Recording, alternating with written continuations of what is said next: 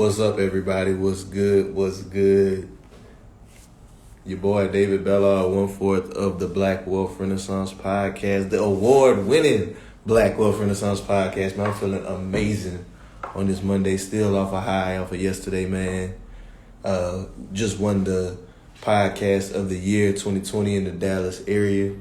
And man, I'm super excited to be on today, man. Getting ready to get on with my guy, Mr. KR Robinson. Y'all done heard him before on the Black Wealth Renaissance Podcast, episode 127, Transformational Wealth. Man, we're going to get into some great stuff with him today. How he overcame poverty. My brother grew up out here in Philly, out here with nothing, man, sleeping 6 in the bed, and now he has a multi-million-dollar real estate portfolio, and he's helping his family members. He's really doing what is called transformational wealth, right? He's using his opportunities to grow opportunities for people in his family. That's what our platform is all about. So I'm super excited that like yesterday we're able to be recognized for that. And now I just want to get back to the work, man. Get back to it. Get my guy KR on here and let him really share some of his journey and like continue to impact lives, man. That's what it's all about at the end of the day. But as always, y'all, while we waiting on KR to get in here, y'all let me know where y'all checking in from. What cities are y'all coming in from? We in Dallas. KR, what's good, my man? How you doing? I'm doing well. How are you? Man, can't call it, man. Doing well. I'm blessed. Too blessed to be stressed, my brother. You know how it go, man. Congratulations on the award. Thank you, my brother. Thank you, man. I really appreciate that. Wouldn't be possible without people like yourself, people coming and sharing their dope stories, man. Felt really good to be recognized in that way, and like really seeing that the work we're doing is being recognized in the city of Dallas. Definitely really on this mission to continue to uplift and inspire. We're gonna take this, we taking it over Dallas and then we taking it on the road, man. So I can't wait till next year. Next year is really looking great, brother. That's really, so cool. Really, man. So as always, KR, man, it's great to get you on, brother. Give me an update, man. Let me know how everything been. I know you've been probably doing up to some crazy things, man. I seen had the interview with Market Watch. That was amazing, brother. Like just for everybody that's unfamiliar with you first, I guess, 5 people that don't know you, can you give them a quick introduction to yourself? Yeah, so I'm KR. I live in New York City, but I grew up in Philadelphia with my 6 siblings, single parent household. We were extraordinarily poor, and to the point where I tell people I have a Ph.D. in being a tenant. So we moved around so much. I remember living in Walton. We lived on the uneven side numbers and also on the even side numbers.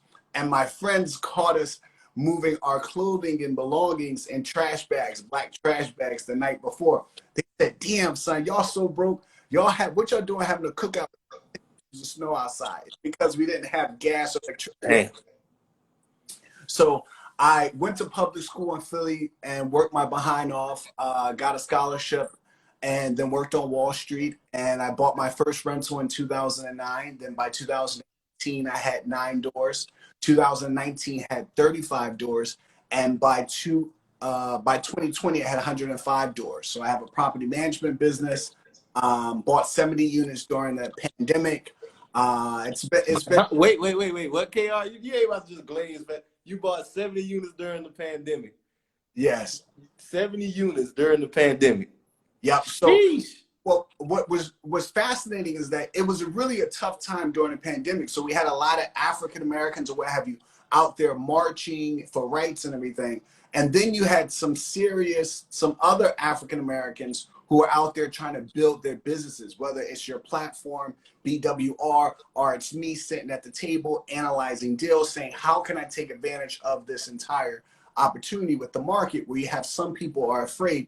And so like there's an old saying, when there's blood in the streets, you should be buying. And so I was really focused on how can I take advantage of this once in a lifetime opportunity to increase my wealth and also increase my assets. Man, and you did the damn thing, because like as I know in your story, everybody told you at first you taking the slow route. You was going into the single family properties. Yeah. You were buying them straight cash. Like you said, you put the work in, man. People hear your story, and I love it so much because like you came from a situation where like it was bleak, right? People would say, man, I never seen wealth. How could I ever be wealthy? But you didn't let that stop you. You took that, you let it inspire you to work hard. You got the education, and then you had a strategy. And I love, one thing I love about it, like, is the mentality you had to stay down, right? So you were working at Goldman Sachs. I'm pretty sure you were making good money. Yeah. By the time you had property number 5 free and clear, how much cash flow were you generating? And like, what helped you stay in that mindset of like just staying to work, you know? So for me, when I first started in 2009, my annual rent probably for the whole year was about $10,000. And then by 2018, for my 9 properties, the annual rent was probably like $85,000 the whole year. And now I make close to $100,000 per month in rental income. So it has definitely accelerated. But for me, when I first got started, I always knew I wanted to play in the major leagues, in the big league. So I knew that the single families, that was just the entry point. So I said, let me keep the 9-to-5 job. I'm going to focus on the 9-to-5. Keep that, live off of that, buy at least 1 property on average every year, and just refi it, fix it up, take the cash and put it into a savings account. So therefore, over the first 10 years or first 9 years, I'm building up this big pot of gold, this big pot of money. Then you're able to start buying these apartment buildings. So I will buy property, say for instance, $22,000, put $17,000 into it. Hey, real quick, KR, when you buying these properties at $22,000, you getting them from the auction, correct? The auction.com. Yeah. Auction.com. So you buy it for $22,000. It's a ROE property, so it's a bank-owned property. Buy it for $22,000, put $17,000 into it to fix it. It appraises for $115,000. I'm able to take out $86,000. And what I could have done is say, oh, I need to go buy another house and keep flipping. But instead, I put the money aside and wait and just be patient. So you can't rush greatness. And things done well are done soon enough. And so eventually I got enough savings to start buying apartment buildings. So I started buying apartment buildings in 2019. So that's where I went from 9 units to 35 units. So imagine I took that $86,000. I'm able to go buy, let's say I bought a triplex for, let's say $200,000. You put down 30% or 40%, let's say 30%, that's only $60,000. I go buy a 12 unit for $450,000. I only have to put down $112,000. People say, where does that come from? That came from that savings that I had saved. That refi money. So you were refining the properties. You were getting it at like like 80% loan to value? Yeah, so 80% loan to value or 75% loan to value. Or even when I first started, I could buy something. If you go to the credit union, you could put 15% down. And so what I was saying is, let me save several $100,000, if not $1 million over a 10-year period. And then we can go bonkers and start buying apartment buildings, because you can get in this vicious cycle where you're chasing little deals. You keep doing 1 unit, 2 unit, 3 unit, 4 unit, and you'll never be able to save enough to be in the big leagues. So live off the 9-to-5, refi and save the money and keep building. So eventually you can start buying big stuff. Hey man, that's powerful. So you get it. So kind of with the refi process, I just want to talk about it some, because like I know somebody's hearing like, damn, that's fire. Because like you said, most people, they hear the Bird method, they go straight and buy another house with it. But instead of buying a house, you took this money and you put it off aside. Did you save it in like any assets, or like did you invest that money, or would you just kind of like putting it in a big pot and then pretty much letting the tenants pay it back? So it was a combination. So what I would do is I will put majority of that money like in you can put it in like a safe stock, which is like not Amazon, like Apple or what have you. Or also you can put it into like a high interest certificate of deposit, or also an interest online banking account. So you're figuring out a way to put that money to work that is getting a high enough interest rate, but you don't want to put it so it's risky. You're not putting it in Tesla where it'll be up and down, because you don't know when you're going to get your money back. You're going to put it safe while you're waiting, and then you can go for the big stuff. Got you.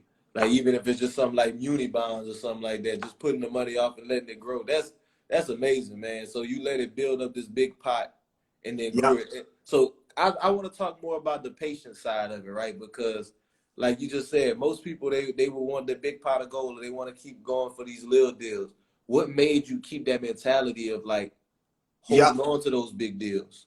So what made me think about that was I worked on Wall Street, and I would work with all these professionals that were very patient, that they kind of like approach it like, say, for instance, Jeff Bezos, when he started like Amazon. And so a lot of these companies, they're losing money on a regular basis as they're growing, but they're thinking about the future. So for me, it was like, look, it's okay if you're losing out on these small deals that everybody's doing in the first 10 years. That's okay. Build up the cash flow, because you're going to have your big payday eventually.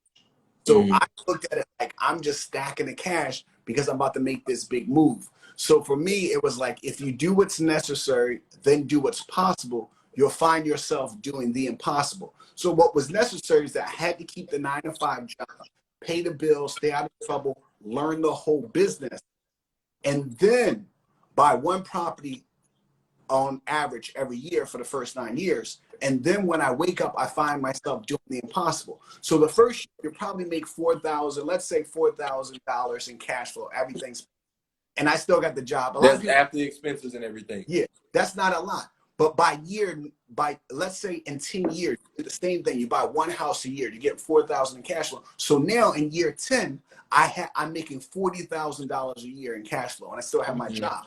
That's a whole nother job. But remember, all those years I lived off the 9-to-5. So therefore, not only am I making cash flows that's really high, but I did all the refis. So now in year 11, you can start buying apartment buildings because you're making so much money. You have the $40,000, the $60,000 in cash flows to put on a down payment for an apartment building. Bro, hey, I don't know if y'all listen to this, y'all need to drop some gems right now, because this man really just gave y'all sauce on like the power of delayed gratification. Because like you just said, most people, they refi, they try to scale super fast, and they could end up rushing themselves and putting them in a bad situation where they're over leveraged. You didn't allow yourself to be over leveraged. You refi, put the money in safe investments.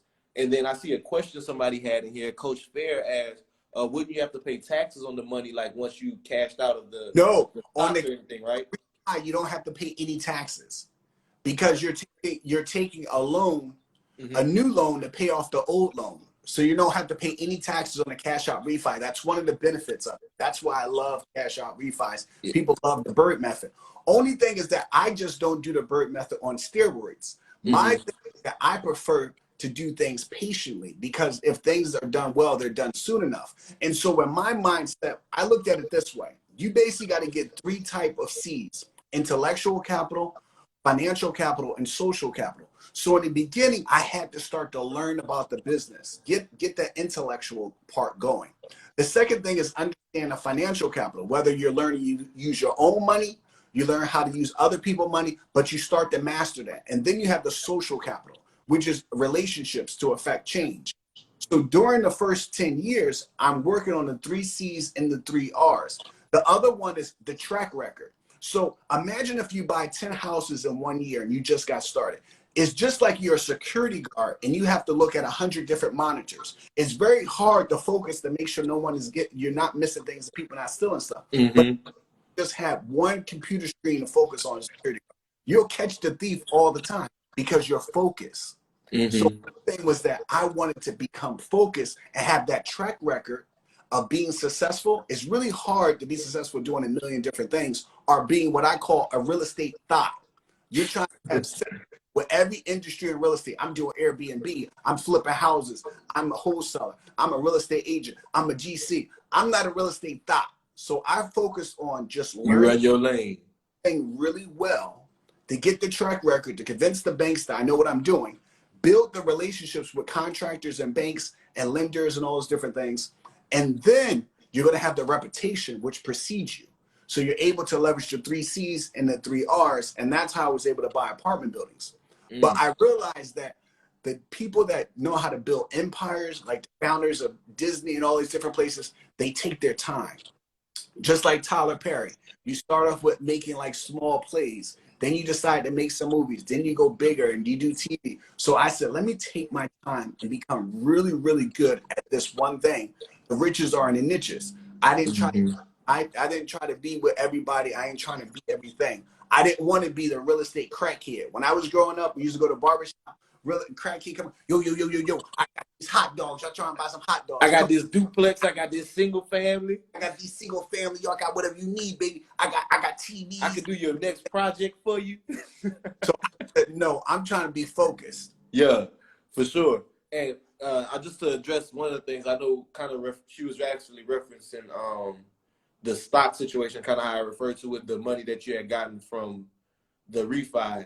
Yeah, you would have to pay taxes on it, but if you just got the money sitting there, it's better to pay taxes on like the long-term capital gains. If you let it sit for 10 years in these things. So like essentially the money would have just been losing value had he not invested.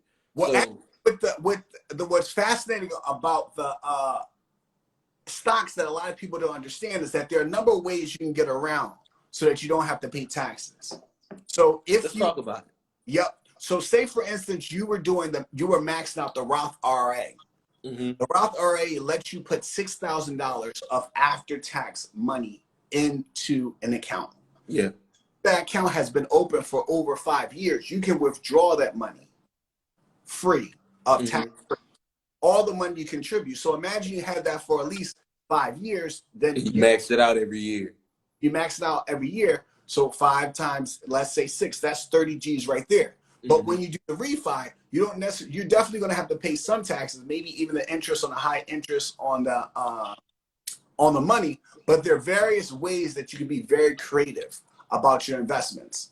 If you decide, you can even use some of your money. You could do like a self-directed IRA, a 401k account, or 401k, where you can invest in real estate. So you can be very creative. But I'm not paying that little bit of taxes. I really don't mind paying on those investments because I'm letting the money sit. But when you do a bird strategy, you don't necessarily have to pay tax immediately because it's just a new loan taken out of old loan. But I think that is pretty minor when you think about all the returns. So like my niece, she has like $15,000 saved. She's only like 20 or 21. She says, Uncle KR, I want to buy real estate. I told her, just wait until you graduate senior. I said, put it into Apple stock. And then afterwards, we can figure out what you want to do. If you want to buy some real estate, we'll get you some programs, buy like a duplex, triplex. And you don't mind paying that little bit of return because you're going to hold it for over a year. So hopefully you get a better return. Yeah. Because what's the short-term capital gains tax again? I always forget. Is it like 25 to 50? No, or like 20% or what have you. Yeah. If it's short term, it can be like almost your regular tax, like 35% or what have you, depending on your income. But if you hold it for over a year, it'll be like 20%, 15%. If you hold it. Yeah, and then when you think about it, if you're getting these types of returns, like you said, a company like Apple over the 5 years, it's better than leaving it sitting in a bank account where it's earning like 0.01% interest. You put it in a company that you know is not going nowhere. Whenever you got to pay the taxes, Apple might be up 100. Yeah, you don't really 200%. Your Apple stock is up. It could be up 3 times, 4 times. Who cares if you got to pay a little bit? Heck yeah. Hey, giving game, y'all. Y'all make sure y'all drop them gems and y'all hit that little white arrow at the top and make sure y'all follow KR because he's always giving out game like this. And I seen another question that we had in the chat. Someone was asking, could they do this thing if they were bankrupt? Like, they're like, what about bankruptcy, right? Because we're talking about how you beat poverty and became a multimillionaire. If someone were to have that bankruptcy on their file, could they do the same method that you're doing, being that you got in off auction properties? Well, actually, there's a number of ways that you can think about this, right? So typically, if you do, a lot of people in America have gone through bankruptcy. So first things first, you may have gone through bankruptcy, and so you could just rebuild your life. It may take a little bit of time to rebuild your credit score and all that stuff like that. But in the meantime, what you can do before you can rebuild your credit score and everything and the savings and everything, you could decide to partner with someone. So you can do a joint venture, you can partner with a family member, and what will happen is it depends on how you structure your LLC. So like my apartment course we're teaching on November 20th, we're teaching people how to buy 5 units and up and talk about how you structure these deals. So say, for instance, you and I decided to be partners and I went through bankruptcy, but I am a good investor. Well, we're going to set up the LLC and the operating agreement so that the bank doesn't have to pull my credit profile at all. So the bank may say anybody that has more than 20% ownership, we have to pull their credit. So what you and I are going to agree is that I get 19% and you get 81%. Mm. And that way we don't have to pull my credit, but we're able to buy this property. So I'm I following you. get the money, but we don't have to fulfill my bad bankruptcy on when we apply for the loan. That's smart as hell. Like you said, just playing the game. You just have to be creative about it and really Absolutely. know what the banks are looking for when it comes to that. Yeah, and so some banks may say it's a 10% threshold, but that's why in my course, my apartment course, we teach you basically how to think, not necessarily to do, but to think. If one, basically to become successful in real estate, you need 2 out of 3 things. You need knowledge. You need to have the grit, which means that you're willing to focus on a long-term goal and not give up. And 3, you need to have the money. When I first started, I didn't have the money. So all I had was this grit and the knowledge. If you have those 2, the money will follow. And so I teach people, how do we figure out how to think sophisticatedly and understand how the financial market works and also how the real estate business works. That's the key right there. And you can get around all these issues, bankruptcy, divorce, being in prison, all these other issues. If one gets creative and understand, has knowledge and has that grit, which we can't teach you, you can get over any hurt. Hey, you just dropped the bar, and you answered one of the questions somebody had, and it was like, man, what to do? Well, how can I start if I'm dead broke? He just gave you the answer. You got to have 2 of the 3. You need, if you ain't got the money, you need the knowledge and the grit. Point blank, period. I tell people, look, I can't outsmart you, but I can damn sure outwork you. And so a lot of people, you hear them talking, yeah, you got to work smart, not harder. I disagree with that. When you see Michael Jordan, when you see me work, or you see Kobe, they're not only working smarter, they're working harder. Waking up early, staying in the gym, getting to the gym before people, staying later, first one in, last one out, busting their behind. So I'm working harder and I'm working smarter. There's no way you're going to beat me. There's no. And on top of that, you focused with it. Because I don't want to breeze over that, what you said earlier about being a real estate thought, right? Because it's easy to get shiny object syndrome whenever you get into anything. Like, you get that first property and like, you like, oh, well, I don't like single family, so let me do Airbnb. I'm just trying to, so like having that niche and that focus, I believe like that's another thing that you're going to have to look at, because people trust people who are specialized. If you say I do all these different things, it's harder for me to trust you. It's harder for me to really know that you're competent in this field, because you do a little bit of everything well, but you don't do one thing really good. Imagine, especially when you get ready to raise money or get money from banks. The banks are basically, they want to see a story. You're putting out a story. This KR, I focus on value add. I did single family homes for 9 years straight. And then I decided to buy apartment buildings since 2019, value add. And that's my strategy. I don't do new construction. I don't do Airbnb. I don't do all these different things. Just got a one-trick pony. This is what I exercise. This is my expertise. I'm the best in the game. There's no one that's going to come after me or before me that's going to knock me off my plate. So you want to let them know it's good for marketing. It lets people know this person is serious. Like, read over 500 books on real estate. Like, that's what they do. They don't play. He's not telling you. He's not trying to sell you on credit. He's not trying to be a podcaster. He's not doing Toro. He's focused. If you want to find someone focused, you need to run with me. I tell people, look, if you're looking, when I first started, if you're looking for ransom or money, I do not have that.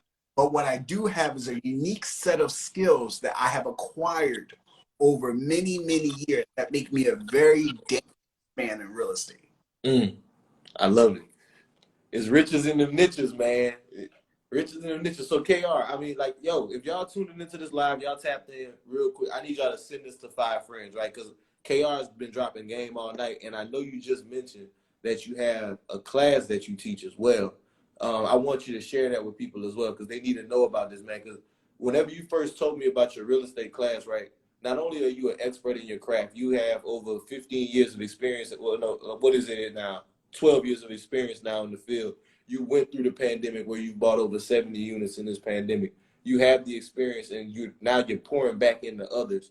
And with your program, one of the things that stood out to me so much is, like you said, you're not just here for a transaction. you're in the business of transformation, right? You're in Yes. the business of helping people really learn this information. So it's not a one-off transaction whenever they deal with you. Yeah. They're in a course, they're in a mentorship. It's really a mentorship. Yeah, I know he just called it like a webinar or a training, Yeah. but it's more than that. This is like he's giving people the skills and tools that he used to actually build his portfolio. So can you share more about that? So there's two courses. The first course, what we do, it is our virtual boot camp, and it's focused on 1 to 4 units. That's the single family course. Mm-hmm. Single family, duplex, triplex, fourplex. And we call it single family because those are the 4 houses that you can get with an FHA loan. And so in that course, what we're going to do is teach you what I learned over the first 9 years, which is that we want to teach you how to analyze the market, which is a funnel approach. We're going to teach you how to analyze any market. I have students that invest in Columbus, Ohio, in Cleveland, Ohio, in Lewiston, Maine, in Alabama, in Georgia, in New Mexico, all over the country, Massachusetts. So what we're going to do is teach you how to analyze a different market. Mm-hmm. Then we're going to teach you how to analyze an individual deal. Then we're going to give you a 20-page ebook, which actually we go over like key terms, the key concepts. Then we're going to give you Excel templates that we use to analyze deals. All of this. But what is most important is that we don't believe in one-night stands. So I'm not just going to make you feel good for those 4 hours. That course is on our website. You just have to click on the link in my bio. What we're going to also do is we're going to give you access to me and my entire team. And we're going to be able to do check-ins once a month for the next 12 months at no additional cost. And that is only $349 one-time cost. We don't nickel and dime you. Mm-hmm. And if you use the BWR 11 code, you'll get a discount. Yes, sir. So look. And so that's the first course. Yeah. And then we have an apartment course, which is going to be on November 20th, this upcoming Saturday.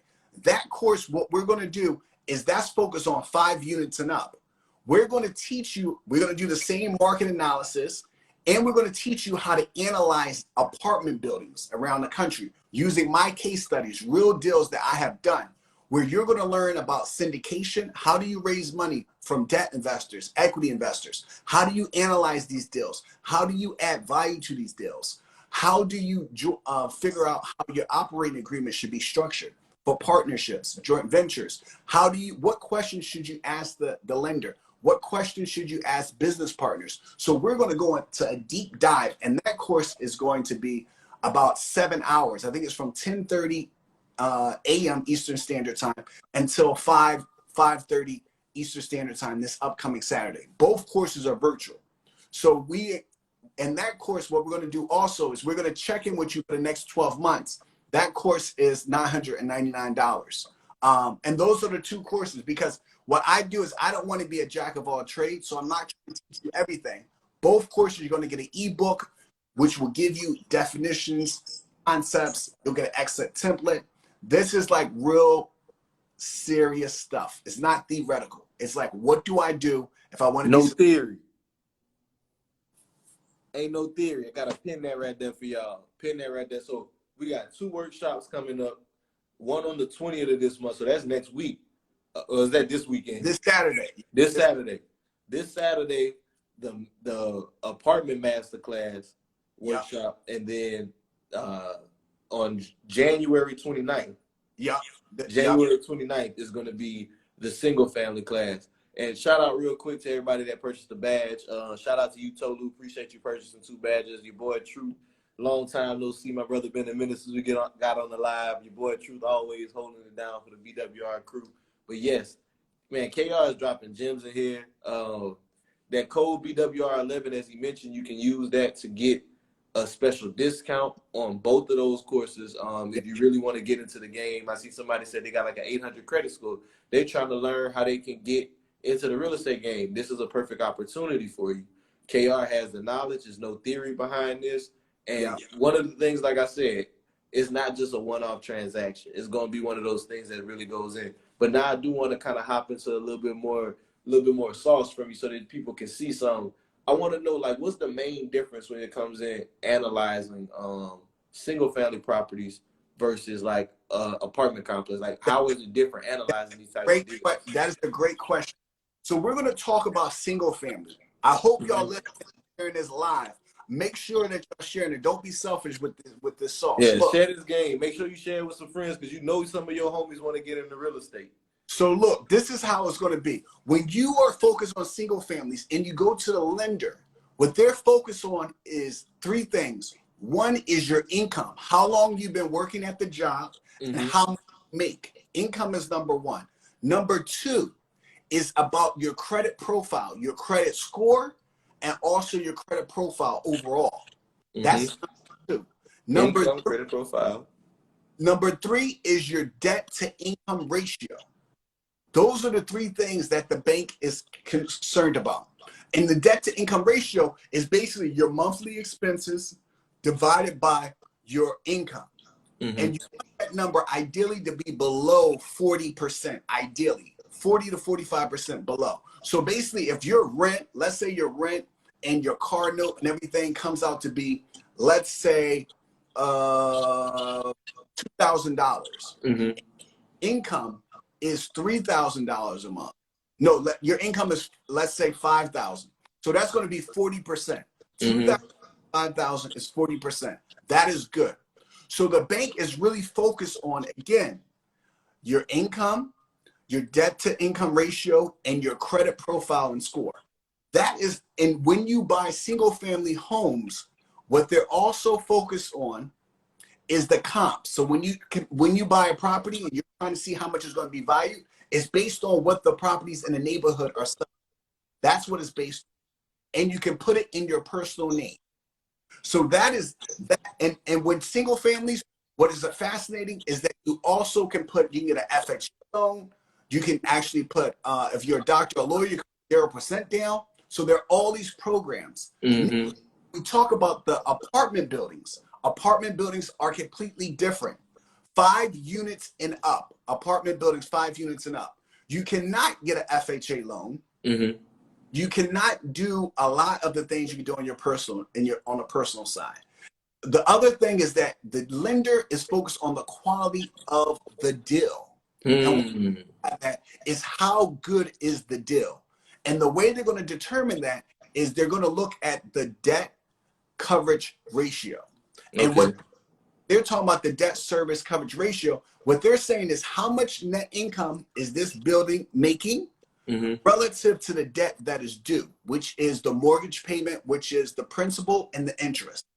So they're trying to figure out how profitable is this building? Is it 1.25 times? So that means if the net operating income, if they want it to be 1.25, they want that net operating income for that building to be $125,000 a year, divided by your principal payment and interest has to be $100,000. That way, that deal looks strong. The higher the debt service coverage ratio, the stronger that deal is. So apartment buildings is about the quality of the deal. The other thing about apartment buildings, 5 units and up, is that they're looking at your experience as an investor. How long have you been investing? On a single family, they don't really care. You don't have to be an investor for a long time. But on the apartment buildings, they want to at least know that you've been doing this for at least 2 years, or you can work with someone else who has experience. Very important. The other thing is that 5 units and up, they want to make sure that someone is the guarantor. Someone has to be the backstop to guarantee that if everything goes bad, who's going to foot the bill? And so to be the guarantor, someone else can be the guarantor. And they want the guarantor to basically have a net worth outside of their house that is the equivalent, the same size of the loan.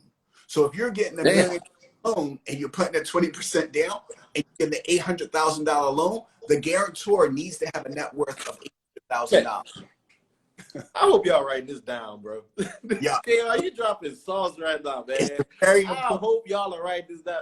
He really just gave y'all everything. Like, the way you just broke that down in my head, I'm thinking of it now. Like, the same way they look at the DTI on the personal side is the debt service coverage ratio. And it's even better whenever you talk about the debt service coverage ratio, because that's where it goes back to what you're saying. You can get way more creative. Like, if you, as long as the deal is good, and it sounds like it doesn't even have to be as good, like you said, in the case of DTI, if you at like 50%, they looking at you crazy. If you make $5,000 a month and you paying out $2,500, you may not get the loan. But on the other side, whenever you're dealing with 5 units and up, you can only make $25,000 off a property that generated, like, that cost $100,000 a year, and they still gonna give you the deal as long as you got the right people in place. That's game. It's very important, and that's so important, because what can happen is, say for instance that debt service coverage ratio is a little bit low. It's only one time. If someone on your team that's an investor, they'll look at the global cash flows. So if you and I partner, say for instance the deal's a little shaky, but you partner with me and have experience, and because you have a massive portfolio, they'll say, give him the deal. KR's on there. His overall portfolio can cover everything, even if that deal goes to the shitter. Wow. So that's what's so fascinating. And so you can be the guarantor, or you can find someone else to be the guarantor with the apartment deals. And someone, but the person that's the guarantor, like you said, they have to have a net worth that can cover the whole loan. Yep, if everything goes bad. Now, there are some options where there's a non-recourse. You can get a non-recourse loan where it doesn't fall back on you. But people don't realize that even with non-recourse loans, what they call is a bad boy carve-out. A bad boy carve-out means that even if they say it's non-recourse, someone still has to sign in case there's fraud or something to back it. So if people don't understand the game, they be capping. I'm telling you the truth. Like, you got to make sure someone is willing to sign. And so you can either pay someone to be a guarantor, or you can give them ownership. So pay them or give them ownership, like 2% or something like that. And the other thing is that the apartment buildings are valued based on how successful that building is, not based on the apartment buildings down the street. That's the big difference. Houses, they're based on down the street, the comps. If you have a successful building, even in the middle of the ghetto, that building is worth millions of dollars. So I bought a building for $1.78 million and last year, a 24 unit in Darby, Pennsylvania, which is the second poorest county in Pennsylvania. And some people will say, why would you do that? The guy I bought it from, he bought it 2 years ago prior, and he bought it for $900,000. So he made like $900,000 over. I'm projecting, my partners and I, Jody, we're projecting that building will be worth like $4 to $5 million in 3 to 5 years from now. So regardless of where it's located, if you are a good operator, that's where the money resides. Sheesh. Because you can force appreciation, like you said. Like, if you manage it well, you get the right people in there, you take care of your people the right way, it's always going, like, it's going to work out for itself. Man, that's powerful, bro. So, KR, the next thing I want to get into with you is the idea of transformational wealth. Because, like, with you, it's not like you just built this up for yourself, right? I really admire that you got your family involved and you put them in opportunities through this industry. Can we talk more about the concept of transformational wealth? Because absolutely. We talk generational, but transformational is really what we asking for. Yes. So when we think about transformational wealth, we're thinking about a north to south concept, where I will have a family and I have children. I buy a house today, and in 40 years from now, they're going to be able to inherit that house and say, yes, we built generational wealth. And then the next 5 generations. When I was growing up, I said, how can I come up with a new concept? What I call is transformational wealth, which is right to left, left to right. And what I mean by that is, I decided that I'm going to go out and become a real estate guy. I buy $1 million property. I convinced my brother to get a real estate license. And even though he's never worked on a commercial property in his life, I hire him to be my broker. He gets a 3% commission, which is $30,000. He's able to use that money for a down payment to buy him and his wife and his 5 children a house today in a good neighborhood. So they're going to better schools and they're creating wealth. On that deal, the first deal, I probably lost $10,000 because he was learning, but that is what transformational wealth is. You invite people to the table so you can transform their lives today, not 50 years from now, not 10 years from now, not even 3 years, but today. So my brother, he works on another deal for me. He gets a big commission. He's able to gift his in-laws $8,000. They're no longer renting. They now own a duplex and they're landlords and own their own, creating wealth today. I just started a new LLC. I gave my brother some equity, 5% equity, and that's equivalent of like $50,000, $100,000. He didn't put any money in because I want him to be able to, when he sees his children and they walk down the street, I don't want them saying, hey, look, help Uncle KR buy that building. He can tell his children, say, no, that is our building. We own that. We don't have to wait for daddy to build all this money up 10 years like Uncle KR had to do. We're getting wealthy today. So that's what I mean by transformational wealth. I actually have my aunt involved in the business. If you saw the YouTube video, which is crazy, now we got over 191,000 views. Let's go. Hey, y'all check that video out. It's on Market Watch. We're going to post that on the page too for y'all to see. It's crazy. So you see my stepmom in the video and my brother in the video. So my other brother helps out with landscaping. My stepmother helps out with the property management. My aunt helps out with the cleaning. So my nieces and my niece. Oh, KR. For some reason I can't hear you. Hey yo, tell me if y'all can't hear me or KR. Hey KR, try to tilt your phone. Huh? Okay, I can hear you now. You went out for a second.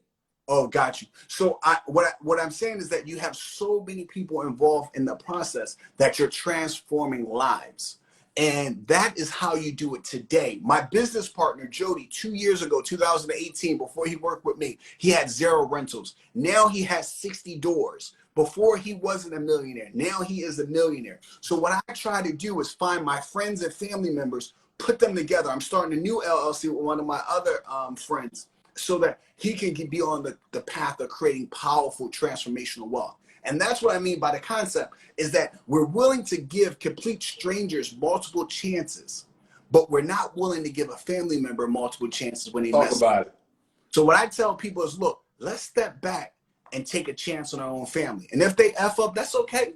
They probably didn't go to the same schools as you. They probably didn't have the same chances. And you know what? Those complete strangers actually going through issues too. You just don't know them. That's why you take family member stuff personal, because you're all up in their business. Ooh, hey, you awesome shit right there, bro.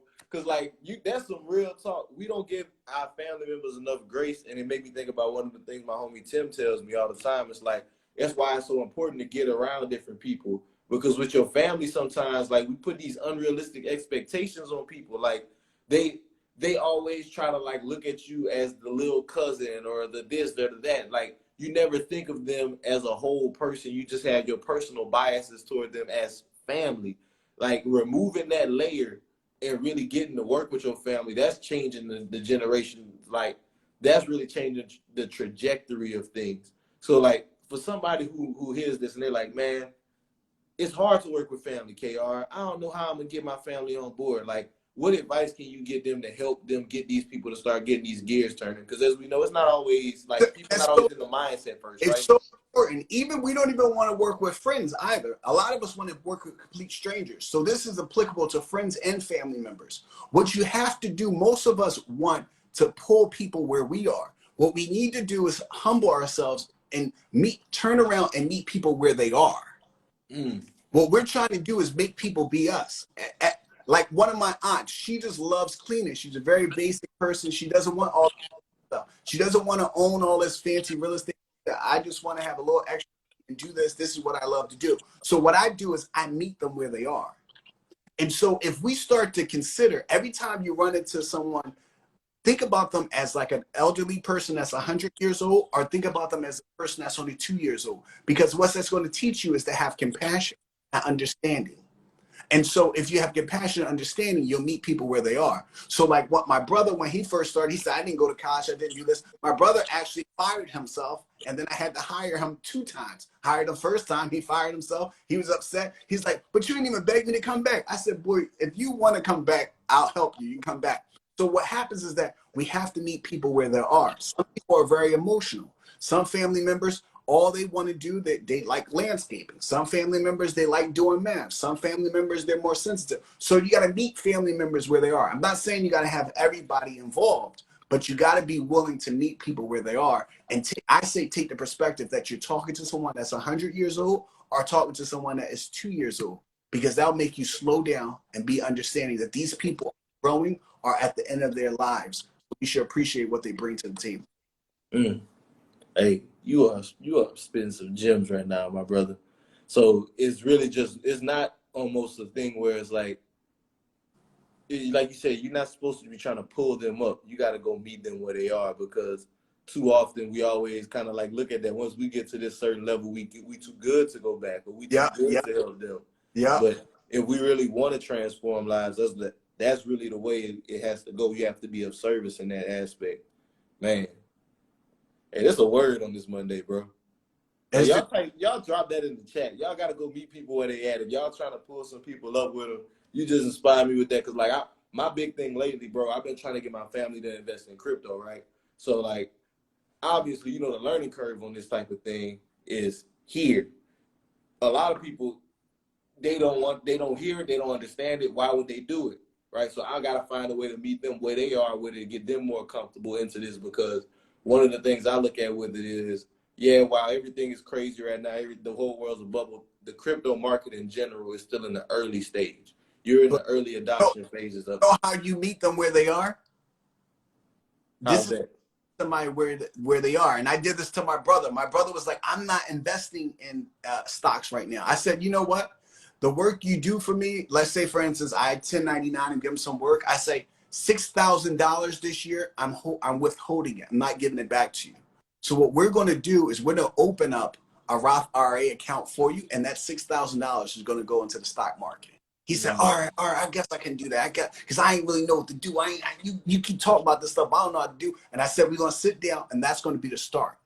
So what you can do, that instead of you getting a birthday gift this year or a Christmas gift, I'm going to buy you your first share of crypto. And you look at it for over a year. And if you think that is going in the right direction, then we can discuss you adding some of your own money. Because I want to meet you where you are. I understand you're hesitant. So I just want to show you how much I love you, how much faith I have in you.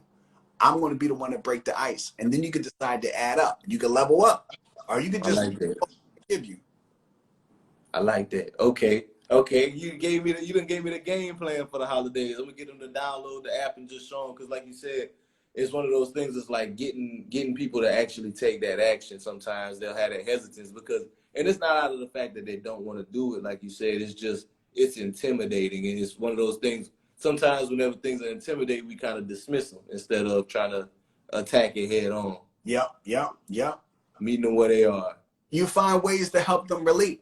Or the other thing you do is you say, look, I understand you don't like crypto. Maybe there's some stocks like MicroStrategy or maybe Tesla where they have exposure to crypto. And so you say they have Bitcoin on their balance sheet. I'll buy you a share of that or a fraction of that, and you can watch that. But you got to meet people where they are. I think what we try to do is we try to force feed people to do certain things. We want everybody to be like us. I tell people, look, like for instance, you have a lot of raw talent. You know how to run, you know how to throw, you know how to catch, you know how to think, you know how to do these things. My job as your coach is to teach you how to become a better runner, a better thrower, a better catcher. If you want to become a great football player, join a great team. What's going to happen, excuse me, what's going to happen is that you're going to learn the fundamentals. You're going to learn the best practices. You're going to change your mindset. And a lot of us never get that training. So we end up like let me get some water. I'll be right back. It's all good. You're in your bag right now. Hey, y'all, if y'all are enjoying this live with KR right now, y'all drop some gems in the comments. My brother is spitting. Y'all make sure that y'all click that little arrow at the top and y'all follow him if y'all aren't already. And if you're interested, you can use the code BWR11 to go ahead and hop into his mentorship as he's teaching y'all like right now about the different things that he teaches his clients and how he teaches. If his teaching style is something that you learning from now, just imagine the value add you'll get as a part of that program. So like I was saying, so you could be like a Michael Vick, where you have a lot of talent. You're up and down, having great games, get caught up with dogfighting, but you never really reach that pinnacle of success. Or you could be like a Tom Brady, where you get drafted really low on the Patriots, but you have a coach that's going to help you become great. Or you could be like Mahomes, and you have a coach like Andy Reid take you to the next level. So my job is to figure out, how do I make you the best version of yourself? So when Phil Jackson took that year off, he wrote a book. Kobe Bryant said what he was missing Phil Jackson. So sometimes what happened is that we don't realize that we need a coach. We think we can do everything on our own. But a lot of the best players, the best athletes, the best professionals, they have someone to coach them up to go to the next level, to see things they can't see. So that's why we have mirrors. If you can see everything, you won't need a mirror. So we need to point things out to us and help us go to the next level. That's why it's important to invest in yourself and like invest in coaching. I know that's definitely like as a growing business owner, a startup business owner, that's something that we recognize is something that we have to invest in if we want to go from a 6-figure business to a 7-figure business. Yeah. Because like you said, a coach, they can point out those things that you may not, and being that they may not even always in the situation have been in your exact shoes. Yeah. They have a different perspective than you. They have a different outlook and a different mindset that can help you shift yours and get you into the place that you need to be. So that is powerful, my brother. I'm already knowing that people like who have been involved, whoever has gotten involved in the mentorship program, they've gotten the value back and more, simply just because like any conversation I've had with you that's just like us having conversation, I've left with something that can help me in my business or help me grow as an individual. So, yo, take advantage of these offers while they're here. The other thing I've really been encouraging people to do is they say, so KR, why did you keep that job for like, I didn't retire until August 31st, 2020, which was a few days before I bought my 44 units on September 8th, 2020. So I planned it all out, gave a 90-day notice. The reason why I did that was because during this whole time period while I'm building up my portfolio, I realized I needed to think like an NFL owner. So what a lot of us tend to do, we don't think like an owner.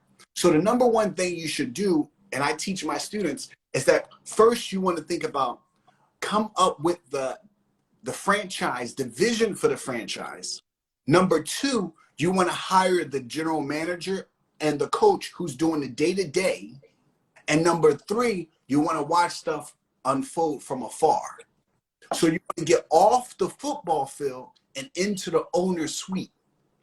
And so what I realized was that I need to do really well at my 9-to-5 job so that I can think like an NFL owner, hire someone to be the GC, hire someone to be the property manager, things of that nature, so that they're able to do their job and I can see that unfold. And then what that's going to enable you to do is to think about, let's say, sponsorships, like with sports and sponsorships. But instead of sponsorships, you're thinking about globally, are we reducing costs? Are we increasing assets? Are we actually efficient? Are we growing revenue? How are we thinking about partnership in the future with the banks, the lenders? You're able to also see how is your franchise doing relative to the others. If you're so worried about being on the field, you can't think like an owner. So I really encourage people to start transforming the way you think, because once you start to think that way, then you can scale. Start thinking like an owner. Y'all type that one in the chat.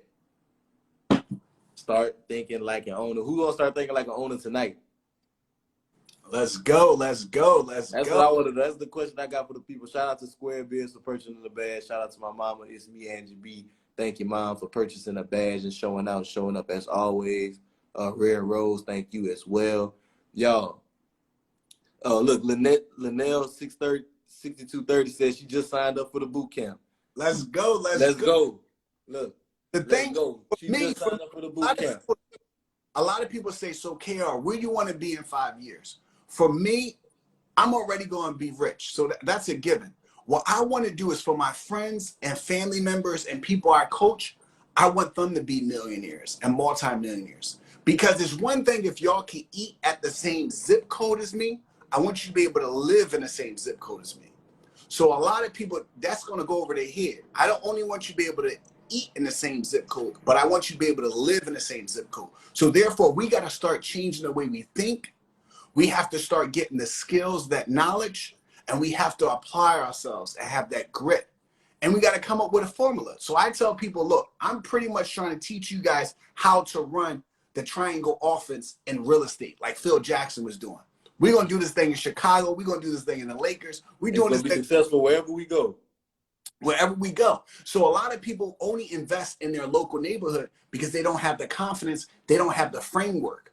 So I first started in Philly. Then I moved to Darby. Then I moved to Clifton Heights. Then I moved to Drexel Hill. Then I moved to Harrisburg. So I'm in different parts of Pennsylvania because I start building that confidence. And then I have students that start investing in Indiana and Maine and Massachusetts and Alabama and Georgia, New Mexico. I was actually looking at a deal in New Mexico, a 36 unit, which I lost, but I would have bought it, a 36 unit apartment building in Albuquerque, New Mexico. So the thing is that once you have that confidence in that framework, you're going to be a bad, bad, bad, bad boy. It's get crazy, or a bad girl. But once again, it's all about developing that skill set, and the way you can do that, the boot camp, November 20th for the multi-family route, or you can come on January 29th. You're trying to get a single family unit, anything 1 to 4 units, like you mentioned. They got different programs you can take advantage of. So often we think the thing of home ownership is unavailable to us. Yes. But you can be in a cash flowing property, like you said, like your brother's in-laws that he gave the $8,000 to. Yeah. $8,000 probably with a home buyers program, some grants, some down payment assistance. Now you getting a cash flowing property and you cut your living expenses in half. You became 50% more profitable on the year, that easy. Just imagine, and they're like in their 50s. So imagine they've never been landlords. They move out. They were living as renters. Now they own a house. They don't have to pay rent, and they make like $1,000 a month. Someone else is paying everything. It's crazy. It's unbelievable. Amazing. So KR, man, as we wrap this thing up, brother, I want to ask one last thing, man. So let's just, for anybody right now, they down bad, they busted and disgusted, their pockets is dusty. What advice would you give them in getting started in real estate on their own journey to building wealth? The number one thing I would tell people is, look, no matter what the world throws at you.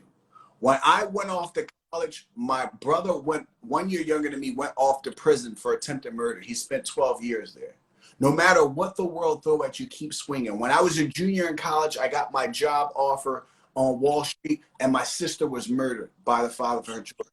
What you have to do, no matter what the world, when my second year of business school, my first year of business school, going on my second, both of my biological parents passed away. I had no choice but to keep going, because once you know you have this burning desire, you can achieve anything if you apply yourself and you believe. So what I tell people, if you're burned out, you feel as though you're on your last thread, you got to find that to see basically have the faith of the size of a mustard seed, and you can move mountains. So I tell people, no matter what the world throws at you, keep coming out the corner swinging. You got to figure out how you're going to learn. Are you going to be self-taught? That means you're going to you're going to learn everything on your own. You might actually run into some brick walls, but you just going to do that. That's the way you learn. Or you could be the type of person that the way I grew up is that I always like to find the easier path. So I always got me a coach, or figure out how can I figure out the best way to do this so I can be efficient and learn from other people's mistakes. So if that is you, find a coach that is confident, that's not insecure, that's not trying to take all your money and nickel and dime you. That's reasonable. So my coach for the 349, I tell people, save $1 a day and come see me in a year. I'm not trying to take all your money. I'm already rich.